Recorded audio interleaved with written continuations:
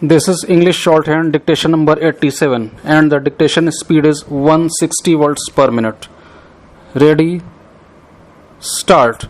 Dear students and faculty members, it gives me great pleasure to take part in this joyous occasion and inaugurate the Diamond Jubilee celebrations of IIT Delhi. 60 years is an important milestone in an institute's history. I congratulate the present and the past faculty, students and staff on this momentous occasion. IIT Delhi has made rapid strides in the last 6 decades and today is counted among the reputed institutions in the world. It is also recognized by the Government of India as an institution of eminence. It is heartening to note that over half of India's unicorns have come out of this single institute. I am aware that IIT Delhi graduates are present across the world and have made an impact in different spheres of life, be it as technocrats, researchers and scientists, or as writers and even as politicians. I am told that many IIT Delhi faculty members have been winners of Padma Awards, fellows of national and international academies, and winners of other notable recognitions. The contribution of the faculty plays an important role in shaping an institution, and I must pay compliments to all the faculty members of IIT Delhi. I am told that the institute is planning to file over 200 patents this year, as against 153 patents filed in 2019. I am also happy to note that IIT Delhi has emerged as a leader in the entrepreneurship space in the country. It is good to note that institutions such as IIT Delhi are producing job providers rather than job seekers and becoming trendsetters for other institutions in the country. I have also been informed that IIT Delhi is the first institution in the country to launch an endowment fund, and the alumni of IIT Delhi are following the motto of giving back to the country.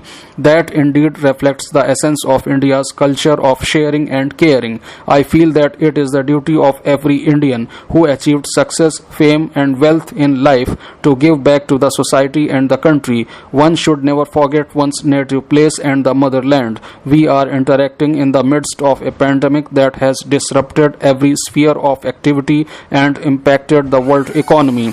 I am happy that the IITs across the country have taken up several projects relating to COVID-19, including development of low-cost ventilators, PPE kits, testing kits, sanitization robots, and other equipment, apart from artificial intelligence studies on epidemic patterns and disease dynamics. While finding answers to various challenges posed by COVID-19, we should be better prepared to tackle any future pandemic.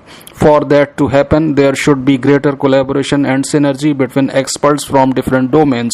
I would like IIT Delhi and other institutions to look into this aspect.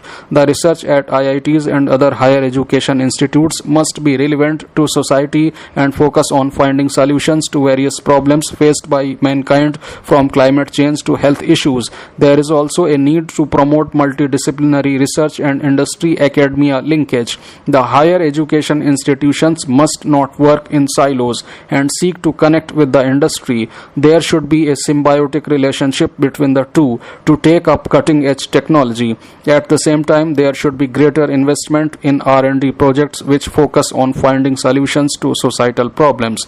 I call upon the private sector, including the high industry bodies like CII and SOCHM, to collaborate with the academia in identifying such projects and fund them liberally. As a matter of fact, the industry experts in various areas should act as mentors in guiding researchers. This type of collaboration will help in fast-tracking projects and producing quicker results. I am told that IIT Delhi is laying great emphasis on internationalization, interdisciplinary research and industry connect. These steps are very important for our institutions to improve their international standing and become visible to the industry and the society by providing solutions to problems. As Prime Minister Shri Narendra Modi has always maintained, while science is global, technologies are local. Indian institutions will be counted among the world's best only when they start impacting the societies around them by developing optimal and sustainable solutions to the problems faced by the nation. This is a way forward for Indian institutions to be counted among the world's best and for the nation to regain its rightful place as Vishwaguru. IITs must take the lead in this journey. Dear sisters and brothers, India has had a long and illustrious history of holistic education. The aim of education in ancient India was not just the acquisition of knowledge but also of wisdom, complete realization, and liberation of the self.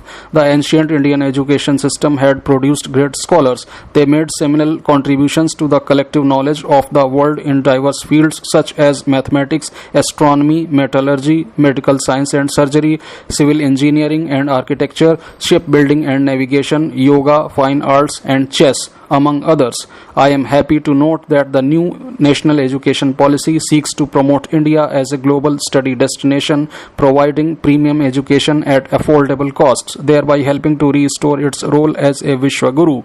The move to facilitate selected universities from among the top 100 in the world to operate in India will help in promoting excellence in education. The NEP also mentioned that internationalization of education will be facilitated through both institutional collaborations and student and faculty mobility. The proposal to set up an inter-university center for international education in Indian universities will go a long way in promoting international standards and institutional collaborations. I am confident that NEP will create the necessary ecosystem in the coming years for Indian institutions to vastly improve global rankings. As per the QS World University Ranking 2021, only 3 Indian institutions figured in the top 200. Indian Institute of Technology, Bombay at 172nd position, Indian Institute of Science, Bangalore at 185th spot, and IIT Delhi at 193. Only 8 Indian institutes found a place in the top 500 of QS World University Ranking 2021. This situation has to change and there has to be a concerted and collective action from all the stakeholders, governments, universities, educationists and the private sector to bring about a radical improvement in the standards and quality of education of our institutes of higher learning.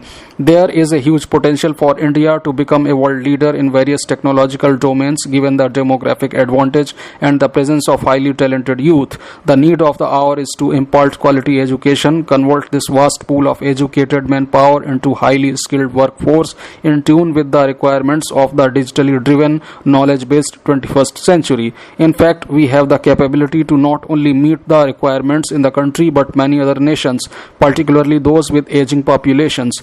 With more than 50% of our population still dependent on agriculture, it is important for IITs to start major research programs to boost the rural economy through development of sustainable technologies. Before concluding, I would like to congratulate IIT Delhi for completing 60 years of journey and for the numerous contributions this institution has made for the national development.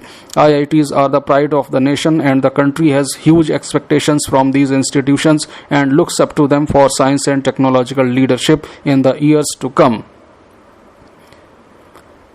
Dear sisters and brothers, during the last 5 years, India has made considerable progress in the field of innovation and entrepreneurship.